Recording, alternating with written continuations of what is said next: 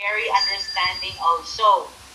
Because understanding and anticipatory guidance will help the parents realize that these feelings that she is undergoing are a normal accompaniment to her role transition. Normal kayo na, oy. Basta mo transition na kayo sa imong role, basta nagalit changes in mong life, normal yun na kay mga emotional say tawag ni changes also. So that is normal, no? What is not normal is postpartum depression. Postpartum depression that will lead to postpartum psychosis. Kanang wala yun ka-adjust si mama. Kay kaning postpartum blues, normal lang na para sa uban mo. Kuha na, muhagira na. Maka-move on as mama. Pag di maka-move on sa postpartum blues, it will lead to postpartum depression, which is a potentially serious complication that should be expeditiously evaluated by qualified medical personnel such as a psychiatrist. Kaya ng postpartum depression, if it is left untreated, that will lead to postpartum psychosis. So, kanang postpartum psychosis mo na siya katulad kang inyong nakatungod bobot ang news sa una sa TV MMK kaya ito siguro iyang live nga iyang kauno ng iyang anak ang mga internal organs sa iyang anak, okay, yang interpretation day nato nga mga bariotic ay guna-una nahimong wakwak si mama, nahimong ongo si mama. It's not, it is postpartum psychosis. There are a few mothers who eventually develops postpartum psychosis, no? Tungod kay wala mauli iya postpartum depression. So delikado kay pwede mapatay ni mama iyang anak, pwede ma-hurt ni mama iyang anak pag mag-develop siya postpartum psychosis. So pag nag-postpartum psychosis si mama, ilayo din na siya sa iyang anak. Somebody has to take care of the child kay magdelikado ang condition sa bata. And the mama has to be given appropriate treatment, psychiatric treatment, whenever postpartum psychosis will occur. That will most likely occur if the mother has a pre-morbid psychotic tendency na yun. Kanang before pa sa kuan, before pa siya naburos, before pa siya nanganak, ganagin siya yung mga kuan, signs and symptoms yun of mental problem or mental disorder. Yung madungagan sa iyang trauma during labor and delivery, madungagan sa iyang mga hormonal imbalances, so modayo na siya o postpartum depression, hangtod modayo ng postpartum psychosis. Okay? So, if you have seen the series, kung sakit akong kita nga series, katong nahimo siya cannibal, Dahmer ay title na to. Okay. So, if you have seen the series na Dahmer, di ba based sa history ni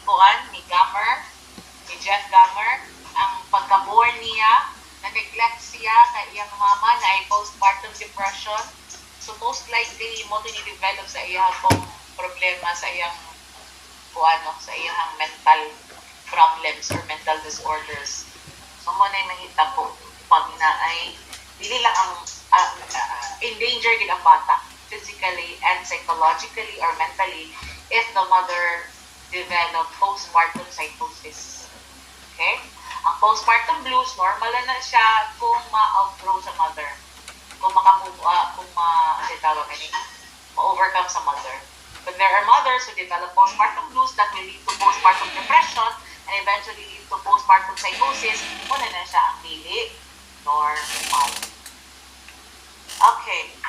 So we have some postpartum complications. Although, kani mga complications sa mga abnormalities sa NCM 109 na you know, but we have to have a brief lecture on this kani mga postpartum hemorrhage kay ma-assign ra ba mo sa mga OB nga ward, ma-assign mo OBR, so you must know what to do if ever these complications will occur.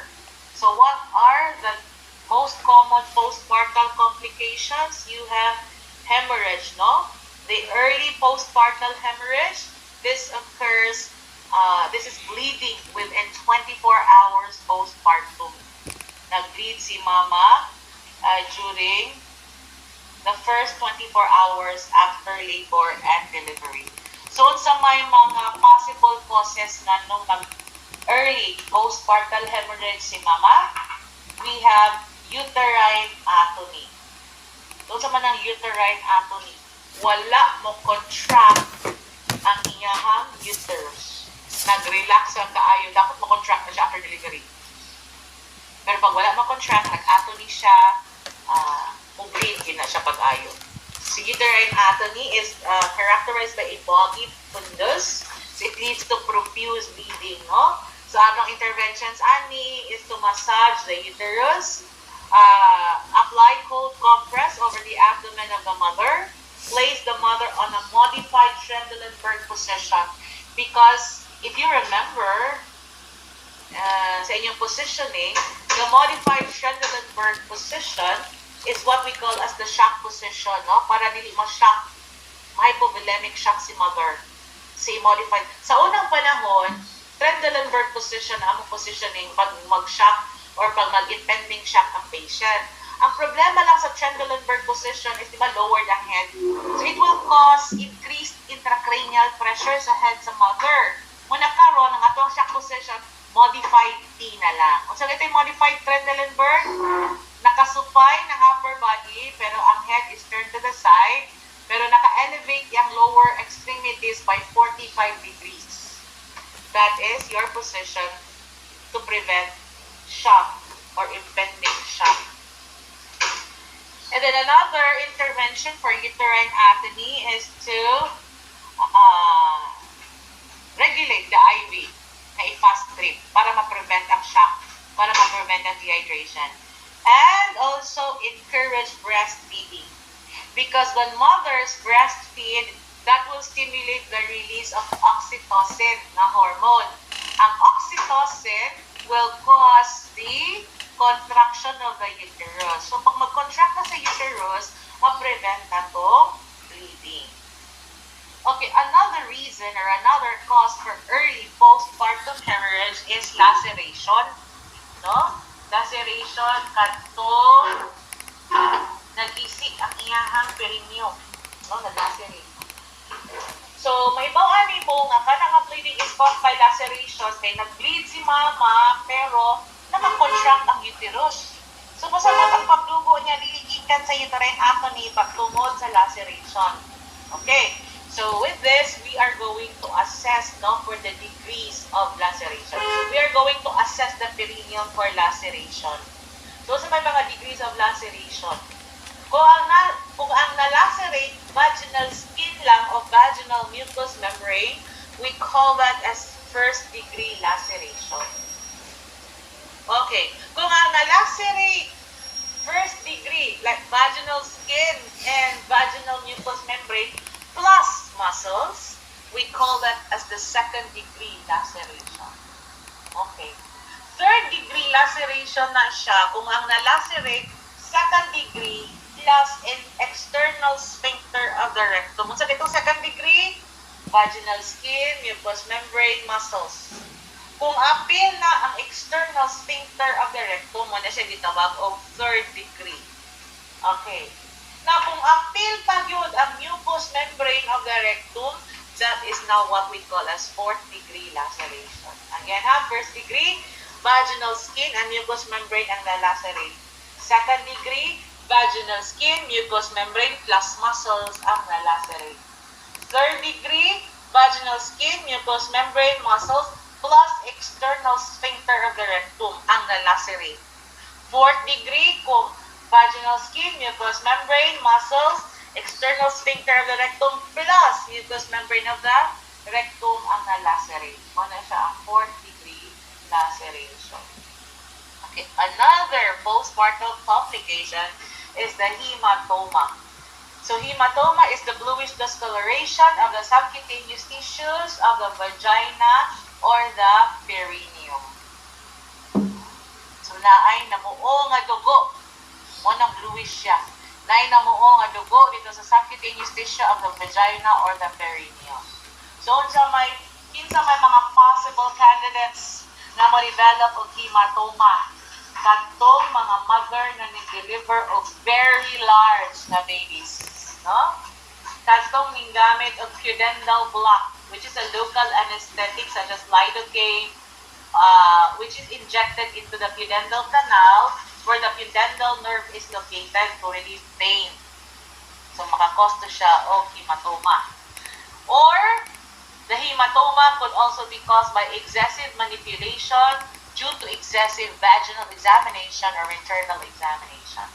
So anyway, our nursing interventions for hematoma is to apply cold compress 10 to 20 minutes, then allow 30 minutes rest period, and then apply again for 24 hours.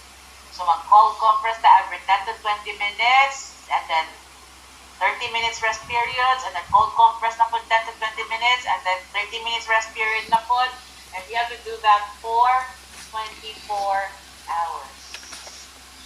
Okay, another complications postpartum or postpartally, we have the disseminated intravascular coagulation or the DIC. Okay? Or this is another term for this is consumptive coagulopathy. Okay? So this condition is characterized by abnormally increased activation of procoagulant pathways.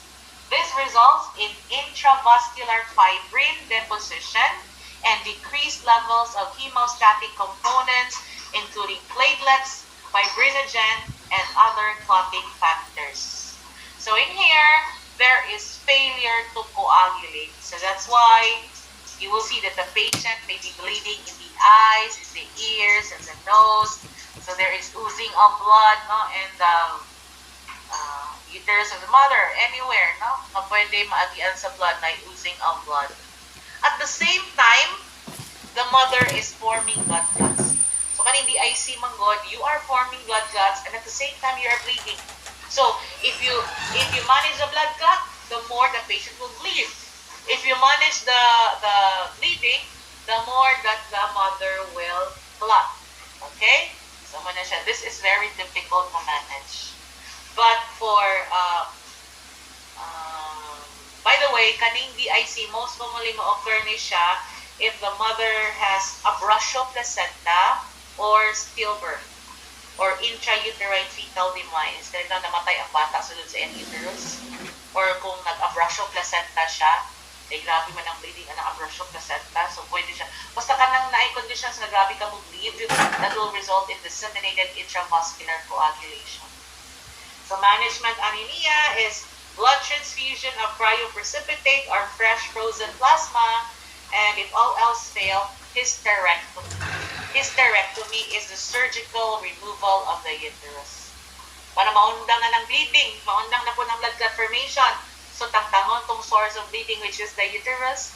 So hysterectomy will be performed.